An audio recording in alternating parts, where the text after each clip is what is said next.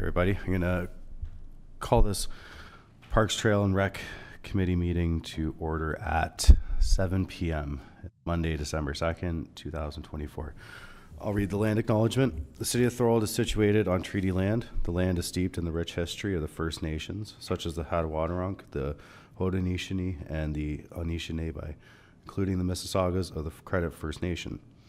There are many First Nation, Métis, and Inuit people from across Turtle Island that live and work in Niagara today. The City of Thorold stands with all Indigenous people, past and present, in promoting the wise stewardship of the lands in which we live. Are there any declarations of interest? Seeing none, can I get a mover and a seconder to adopt the agenda? Joe and Ken. Thank you. All those in favor? Oppose? All right. We're going to adopt the minutes from PTRC 9-2024, November 4th, 2024. Can I get a seconder to, a mover and seconder to adopt the minutes? I see you, Bob. And anyone? Deb. Thank you. All those in favor? Oppose? Carried. Okay. Oh, sorry. Joe, yes. Thank you, Mr. Chair. Based something from the minutes. I've been asked to put this forward from the Lake Gibson Group based on the proposal by Bruce Timms and his delegation at the last meeting. The Lake Gibson Group would like to request, because there's no other way to officially do this, that staff appoint someone, even if it's just as a one-off, for us to report to, because if the council decides to adopt the route through the Lake Gibson corridor, there is money that's been set aside for mapping and surveying that goes to the Lake Gibson Committee. And we're going to have a meeting on the 10th of December to decide how much, if any, we would like to contribute to the trail plan in the event that that is the route that's approved by council. But as it sits right now, we have got no one to officially report that to, so we can't officially report it to the city. That's why I'm asking that the city appoint someone, even if it's just a one-off volunteer, that we can put it to staff. And I know that's rambling a little bit. That's fine. That's fine. I saw Justin with your hand up. I'm sorry. Are we still on the minutes? Is that the section we're on? Yes. Okay. So this is just if there's any errors or omissions in the minutes. That's all that section is for. That item can be brought up later in roundtable. Sorry. So for the adoption of the minutes, is there any errors or omissions? That's what is to be brought up at that time. No, I'm sorry. I was and speaking. Then that can be brought up. Okay. Business. That can be brought up roundtable. Mm-hmm. Yeah. Discussion. Sorry, we were all in oppose, so we were all in favor of adopting the minutes. Mm-hmm. Yes. Okay. So, if my request is otherwise on record and not out of order for being out of order, I'm done with that. Okay. All right. Some correspondence. 6.1 PWCS 104-2024. At the meeting on November 12th, 2024, Council passed report PWCS 104-2024 regarding consultant award for the Rails and Trails environmental assessment for the Thorold Fonthill Spur Rail Trail, aka the Steve Bauer Trail. Do you have any questions, comments for the group? Joe. Same request. Okay. So Justin, his request is having someone from city staff coordinate with somebody from our committee. Call it the Lake Gibson group. From the Lake Gibson committee, yeah, because they're reporting to someone from the Lake Gibson committee, work with city staff on this environmental assessment. So as they go through the stages of the environmental assessment, whether it's the first report, the second report, the third report, that city staff provide copies of the reports as they get them to the Lake Gibson committee. And if there is someone that we can report back to if we have any comments. Okay. So they're just looking for a liaison with city staff. Yes, go ahead, Ken. Yeah, through you, Mr. Chair. Our request when this came up was to involve Lake Gibson and the different groups as well. So this may already be in the works. Joe, I'm not sure, but do you need? He just wants who's to. your council rep? Through you, Mr. Chair, we don't have a council rep, and at the moment, we don't have a staff rep. Oh, That's why we're requesting someone to officially tell, for okay. lack of a better way of putting it. Okay, so it sounds like they need somebody within their committee that's relaying the information onto them as they're getting it, Okay. and a name that they can call and ask who they can call and ask questions to. If the council would like to volunteer to be the person that we tell, I can live with that. Yeah. Well, if you want, I thought you had somebody on that committee. Oh, sure. We had a, if I may, we did have a planner, but the planner is no longer with the city. And no one's been appointed that we're aware of. Okay. Okay. We're happy with that. I'm relatively happy with that. All right. 2 thumbs up, just 1.5. All right. Thanks, Joe. I did see a couple of hands, but I did see them go down. So you're okay, Mark? Yeah. All right. Any other further business with the environmental assessment? Seeing none. Okay. We'll move on to our committee business for the night. Item 7.1 PWCS 1082-024. At their meeting on November 12, 2024, Council passed report PWCS 108-2024 regarding the James White Arena interim operational plan. Any questions, comments?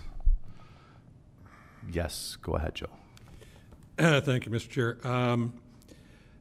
I'm just wondering for information. It said on there that the council decided to decommission the arena.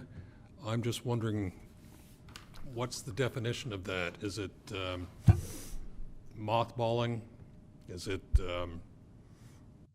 tearing it down? Is it locking the doors and keeping their fingers crossed? Or if there's anything, like, what was the decision that I see the Mark. only thing in our minutes is that they said that they had decided to decommission, Yes. and we're just wondering what that meant. Yeah, there was a report attached, so a pretty lengthy report. I believe, Mark, you have your hand up. Maybe you can comment on that for us. Thank you, through you, Mr. Chair. The report to council was spurned after community groups had asked if they could continue to use the James White Arena, certain community groups. So we conducted an additional building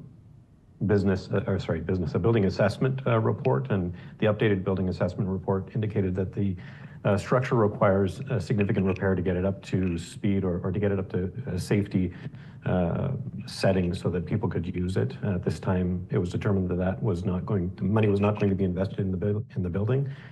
So for the period of time, I think you used the term mothballing, and that's essentially what has happened until such time as additional decisions have been made with what to do with the building. I hope that answers the question. For the time being, thank you. Any other questions, comments from the committee?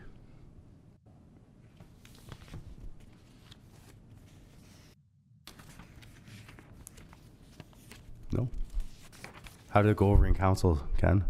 When presented, when they did the presentation, when they gave you did they give you a presentation of the report, or was it just the written report? If I'm being honest, we weren't expecting that report because we had one a few years earlier. So we thought, okay, we're going to get a report, and we'll get going again with the TCAG and everything. And the report came, and spending the money wasn't an option, and moving on to what we're going to do with it next. And there's a couple good ideas, but that's how it came about. So it was, I'll say, a surprise to me. But so were they concerned that the building's just going to fall down, or are they?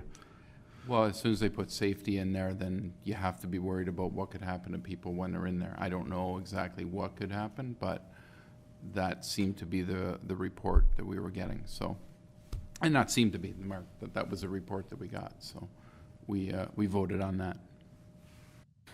Okay. Okay.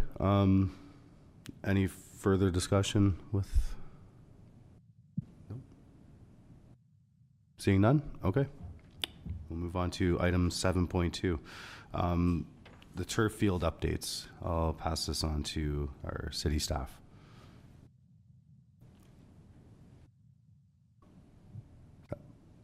Thank you, through you, Mr. Chair. At this point, we really don't have any updates to provide. I hope to have something further for you at the next meeting. Okay. Just my first question. Ken, when was the budget approved for that, for the Rolling Meadows, for the turf field? When was the budget meeting? Yeah, no, it was approved a while back, the funding for the field, right? No, we applied to, I don't think it's come through, Justin can correct me if I'm wrong, but we applied for, when we went to AMO, we met with Minister Lumsden, and there's a fund that you could use, and we applied to it. So we're still waiting to see if we get it. Doesn't mean we're not going to do it necessarily if we don't get it, but he seemed pretty confident that with this one big project that we would be included in that fund. I forget the name of it. So does the project have to not be started to be approved for that money, or can you get started on it and still get that funding as you're building the project? His words up there were shovel ready. Be shovel ready, guys, and then then you apply. When you're shovel ready, apply, which we did, and then when we find out, we can move forward. Unless saying something out of turn, Mark.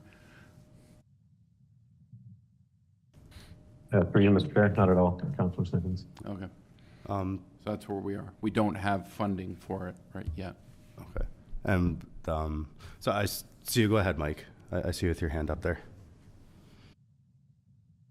Oh, no, I was just going to comment on the Thorold High one. Yeah. I can wait till we start talking about that. That was my next question, because okay. Yeah, go ahead, because I believe there was sort of a working group that was going to be formed between the city councilors and the Niagara School Board, and I was just wondering if that ever came to light, because I feel like this was back in February.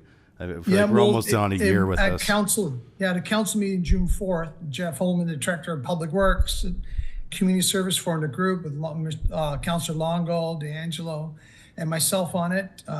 After 4 months, we had our first meeting, September 20th, to discuss. What did we talk there? Splash pad, relocation, parking requirements, land to be retained, sold, and the appraisal of land. But this is to me, this is a big project for the students, our community, Thorold Sports. And I think we need to push the city to make this more a priority, because if we get together every 4 or 5 months, this deal will be dead, because the DSBN will probably walk away and they'll lose interest, and it'll be a shame to wait for years and years to build a turf field in Thorold when we desperately need it, and the DSBN's there that wants to play ball. So I think we got to push the city a little bit more, and I think with the addition of Mark Richardson there, his skills can be used to get this project going. Because it took 4 months for the first meeting, and you gotta make this more of a priority to get this ball rolling. Yeah, I feel like I'm echoing your comments. It's very very true. The 4 months seems to be an outlandish amount of time to just form a meeting, when it seemed to be a very wounding success during the council meeting, when it was unanimously voted on to get this going and moving, and we're almost 6 months down the road and you've had one meeting about it. We did have our second meeting September 20th, but it's been crickets since then. So October, November, we're going to be in December, and I don't think we'll have anything word in December. So I'm hoping to hear back something by March. So, okay. In March, we'll hear back something by October. Yeah, it just seems like one of those things. I mean, it's obviously there's a land transfer and there's things to do. You're just doing some grading and you're rolling out some turf. So maybe some soil stabilization, nothing too major of a project that they could have this done in pretty quick timing. By the time you have your second meeting, it could be, we're 2 years down the road. Same conversation. Okay, so I know that our community really needs it. The students really need it. It'll help. It'll be big impact for Thorold Sports. It'll help the BIA. It's a winner all around. And we have some DSPM money to throw in there. It seems to be an easy decision to make. Yep. Agreed. Any other discussions, questions about the turf fields? Sounds like we're looking for when our report back would be for that, Mark? Like, when do you think, what's a good timeline? So truth be told, given this is only my 5th week with the city, Right. I will make Understood. sure that I move this up the list of the priorities, and I'll dive right into it. Sorry, through you, Mr. Chair, and I hope to provide an update at the next committee meeting. At least give an update as to where we're at, and I'll have made a connection with the school board at that point. Perfect. Thank you. Thank you. Okay, I will move on to item 7.3, discussion of master plan recommendation TR1. So I'm going to call upon, I believe, Dave or Mark for an update.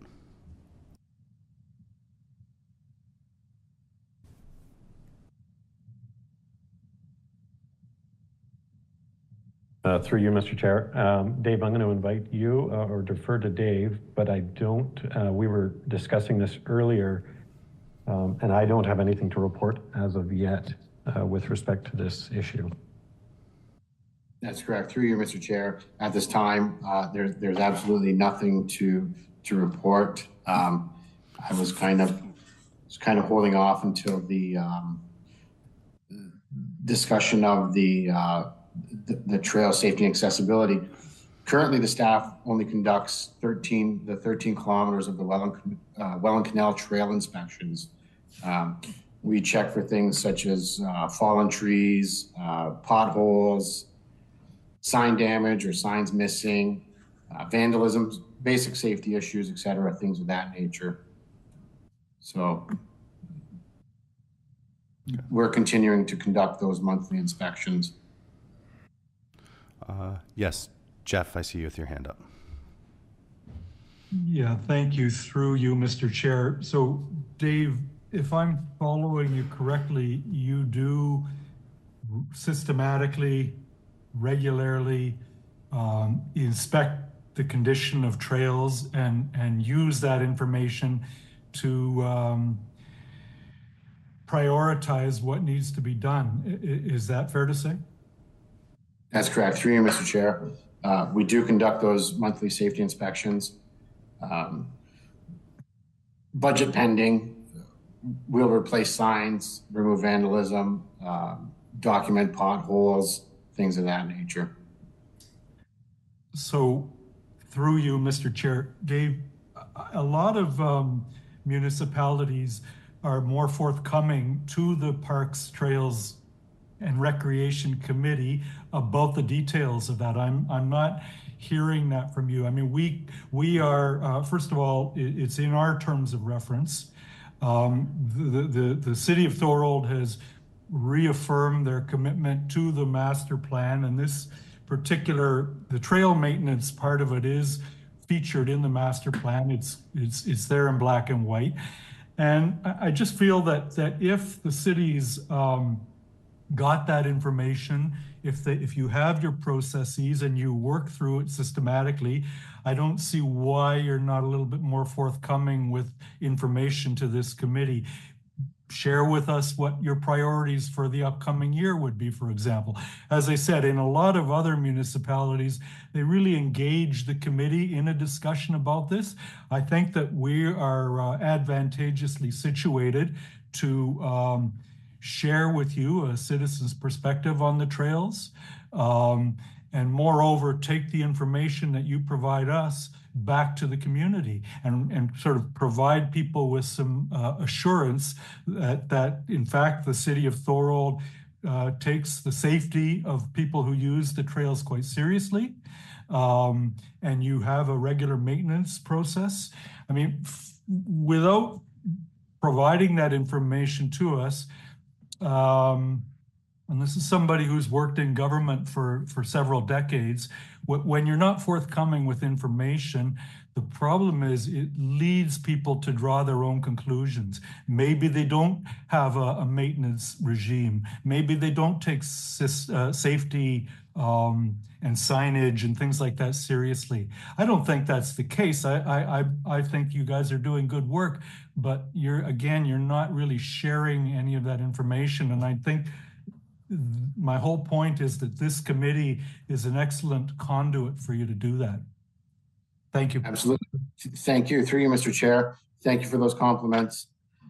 We can certainly bring back to this committee some of our monthly safety audits, if that's what this committee would like to hear and like to see. We can include those in the monthly minutes. Absolutely. That should be part of this community moving forward.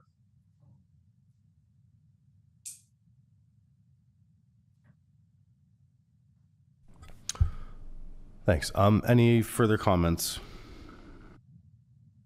Discussions? Yes, go ahead, Joe. Thank you, Mr. Chair. 2 items. First of all, I totally echo Jeff's comments and thank Dave for his, hopefully we will get reports. And the other item is, same as my first 2, this is a Lake Gibson thing too, and we would like to be involved with it. Thank you.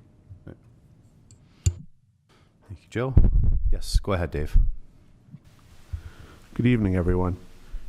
Through the chair to Mr. Baldoni, if it wouldn't be too much trouble, I'd like to suggest the thing that I'd be interested in seeing and learning about is really when you do, say, document potholes, and as a almost daily user of the trail, at least during the months of the year when it's open along the canal, I'd love to know what the time is to actually fill the potholes. And I say that the statutory requirement, the reason you do that monthly inspection is the minimum maintenance standards, which are a regulation passed under the Municipal Act. So there's a legal obligation to go, and the point is, assuming you're meeting the standard, then the city's got a legal defense to slip and falls and trip and falls that happen should there be a problem.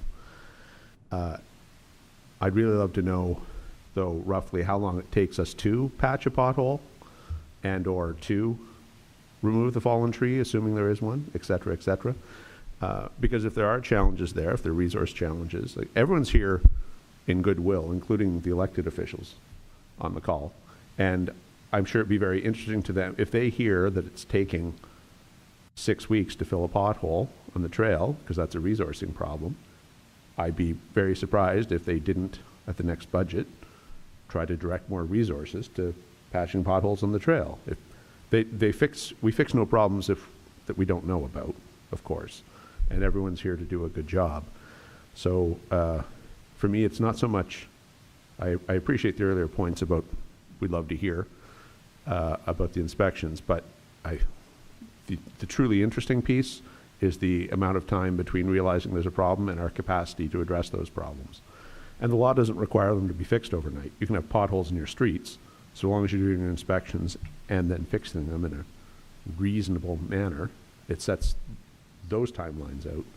But, and I say this in a spirit of being supportive, if we're not able to fix them in a timely manner, I bet that's really interesting to a bunch of people, and this committee can make some recommendations. If they are being met in a timely manner, I think you should do a victory lap. That's a story worth celebrating. We both do these things, and we're keeping it, and we're able to provide pretty good levels of service. So either there's a great story to celebrate, or there's a need to direct resources. But so I guess the request might be on the second side of that data reporting. I don't know if there's will around the table for that, but that would be my recommendation and my interest. And thank you. Thanks, Dave. So are these just recommendations to, so Dave, Dave, do you want to like make sort of like not a motion, but something like, say we want, like a recommendation through Justin to ask for these? Or is this just a friendly handshake and we'll get it the next? Yes, go ahead, Justin. You, to the chair, I think staff has indicated their willingness to bring these Okay. reports every month. I Okay. think it's just staff direction personally at this point, but it's up to the committee. Okay. And We'll wait for our next set of minutes. Yeah. I would be content if that was twice a year or quarterly at most. I don't want to create Yeah. a bunch of administrative burden to the staff, but if we could hear once or twice or 3 or 4 times a year at the most. I think if you saw it once, you'd get a good idea of what you were looking for. And then after that, Yeah, okay. sure. Thank you. Thanks. Any further discussions? Go ahead, Justin. Jeff. Yes, go ahead, Jeff. Yeah, through you, Mr. Chair. I want to be clear, along with the comments I just heard about the potholes, absolutely. And I concur. I think an occasional or quarterly report would be great. But if we go back to my request to put this item on the agenda, and I took the liberty of providing some background to ensure that people could sort of see where I was coming from and hopefully get everybody on the same page and at least understand what the item on the agenda is. You'll note in that explanation, there were 2 points. One was talk to us about your process, which would accommodate the point that was just made prior to this. So yes, we would like to hear about fallen tree service standards, pothole service standards. And the second part of my explanation was, and furthermore, share with us what priorities you have for the coming year. I think that on an annual basis, for example, that's a very reasonable request. I'm not suggesting we need to get into the weeds with every report, but I think that on an annual or a biannual basis, that this committee should be apprised of what the priorities are for trail maintenance in the upcoming year. I think it's a very reasonable request. Thank you. Thanks, Jeff. Any further questions? Comments? Seeing none. We will move on to our roundtable discussion, item 8. Yes, I see with your hand, Councillor DeVitis. Thank Go ahead, you, Mike. Thanks. I just want to say the city did a great job with the signs in the park at Beaver Dance Park. It's really great how you have the history and the website and the QR codes. And I'd like to see all the parks have a sign where there's QR codes where a person that goes to the Thorold Park can go to the city's website and find information about that park that they're in, or maybe share an input or a comment or what they don't like or are concerned. So I think every park in Thorold should have a sign with a QR code. And we have to be more in tune with technology in all our parks. And this way, if there's something that goes wrong, that input that it will give in the park, it can be addressed right away, or we can even collect some of their data. And when we have an event in the park, we can send them emails. I think we have to look at this in a wider scope and update all our parks with the proper signs and QR codes. Yeah, good idea. I mean, you get in a good idea of if there's a common thing going on in each one of the parks. I mean, it's the easy way to document it. Yeah, and it would drive people to the city's website where they can get in more information and they'd be more of a part of Thorold, more of a connection with the city.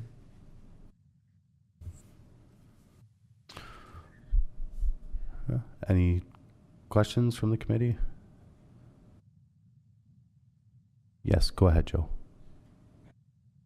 Sorry, Mr. Chair, not a comment on that, just another roundtable thing when we get to it. Yep. Yeah, I think the floor is open for you, Joe. I think yeah. Unless, Mike, were you wanting to make any kind of motion or any kind of, like, maybe add it to our next agenda item, or so it's Yeah, I'm gonna make a documented motion to that, bring it to council when we get it up, if we Yeah. can. okay. Yeah. Especially with a lot we of got- new people that are living in Thorold, they're gonna get information about the parks, the history of it, there's a lot to learn. Yep. Yep. We got a seconder from Joe. Sorry, go ahead, Justin. Just so we're clear on what Yeah. you were asking for here. A council report on the potential of adding QR codes to parks throughout the city of Thorold? Yeah. Something along those lines? Yes.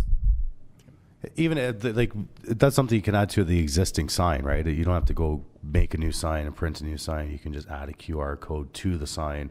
And like you said, directs you to the city staff, or sorry, the city website, and you can either say, needs another garbage can, or needs a garbage can, or yes. Go ahead, Mark. I see with your hand up. Through you, Mr. Chair, in the spirit of this discussion, but also the last, perhaps this could also be a QR code that leads to a page where if somebody identifies an issue at the park, not just a garbage can, but a safety issue, it could be reported to us directly. As we all know, the community plays the eyes and the ears to all of our facilities. So it might be a neat add-on to that. Yeah, good idea. So do you have a motion ready there, Justin? That council directs staff to report on adding QR codes to signs in parks throughout the city of Thorold. Yeah, make sure it says existing. City-owned. Say Would be existing city-owned. signs, because if they see new signs, they're going to think for $50,000 signs everywhere all over. Existing signs. And it'll just be city-owned parks, obviously. Yes, city-owned parks. Thanks, Mike. No, thank you. All right. So I have a seconder for the motion. Does Mr. Joe seconder? All in favor? Yeah. Opposed? Carried. Yeah. Okay. Floor is open. I believe, Joe, you had your hand up next. Thank you, Mr. Chair. To put on my third hat for tonight, I've been asked by the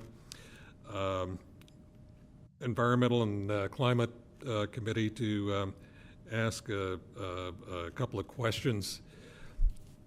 I believe, at least as far as parks are concerned, this, like the Parks and Recs Department at least, is in charge of mowing and mowing policies in city parks.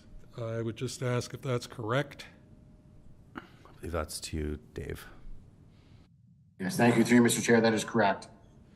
Community Services is responsible for boulevards, city parks, the trail maintenance. Yes. Okay, thank you. The reason it's actually from the subcommittee of the Greening Thorold. Quite frankly, part of our plan is to request to the city at some point in the near future to potentially plant a few trees here and there, maybe the odd garden, this, that, and the other thing, and we'd prefer them not to be mowed down after they were planted. So it's been requested that I check on that. Is Parks and Rec also in charge of what types of trees and other plantings can occur? Or is it a different department of the city? Through you, Mr. Chair. I think to answer your question, you're asking if the Parks and Rec Department is responsible for the variety and variation of trees? Yeah, or if not, if you happen to know what department is. That's a specific request from one of our members who, quite frankly, I'm naming no names and I can't give you specifics, but takes objection to the list of trees available to go on boulevards. Thank you. Through you, Mr. Chair.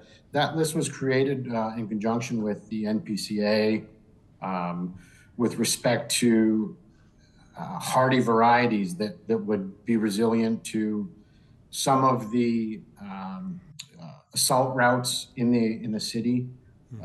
So some of that is dependent on the hardiness. Was there a concern with the variety or the lack thereof? I think we condensed into about nine varieties of trees. Well, I appreciate that. Just a total aside, third time in, whatever we keep planting doesn't want to grow on my boulevard. I don't know what went in there when the house was built, but I can barely grow grass out there. The concern was making sure that there were native types and whatnot that were going in, on the list at least. Native types of trees. Thank you, through you, Mr. Chair. We did conduct a study with the NPCA and with our city's arborist, our gardener, and this list was determined by those two bodies. Okay, thank you. I'll report back to the subcommittee in due course. Thank you. I was going to say, Joel, is there a list that you have that you wanted to provide to them? Because do we have to do what's been set out by the NPC? Yes, go ahead, Justin. Thank you, Mr. Chair. No, there's, I don't have a list. Okay.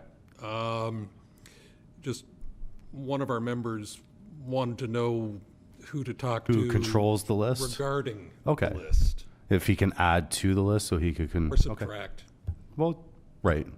Mm-hmm. Okay. Okay, thank you. I think I know the answer now. Okay, Justin, you were first. Go ahead, Justin. Yeah, through the chair, just to advise that this has been a conversation at our last Environment, Climate Change, and Biodiversity Advisory Committee, and I'm sure it will come up in the future. They were tackling this, and Mark Richardson has been sitting in on those meetings to discuss this topic as well. Yes, and I saw you with your hand up, Mark. Do you have... Yep, thank you. Through you, Mr. Chair. Sitting on the subcommittee or the working group as well as the committee, we will be looking at the existing list and continuing to work with the NPCA as they sit on both committees.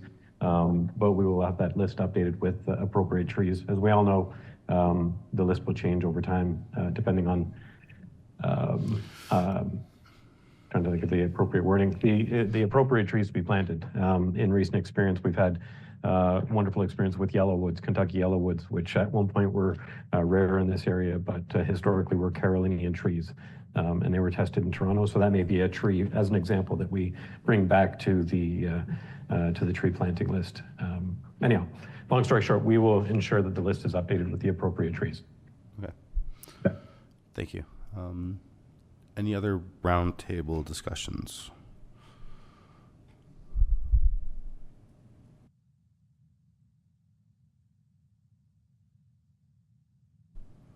Seeing none, our next meeting will be held on January 13th. So everyone have a good Christmas, a good New Year. Maybe I'll run into one or two over the holidays somewhere. I've been actually running into a lot of everyone lately, so it seems to be the trend, especially around holiday time. So our next meeting, like I said, is January 13th, 2025. Being there's no further business, this meeting will be adjourned at 7:38. Thank you. Merry Christmas, everybody. Happy holidays. Merry Christmas, happy holidays.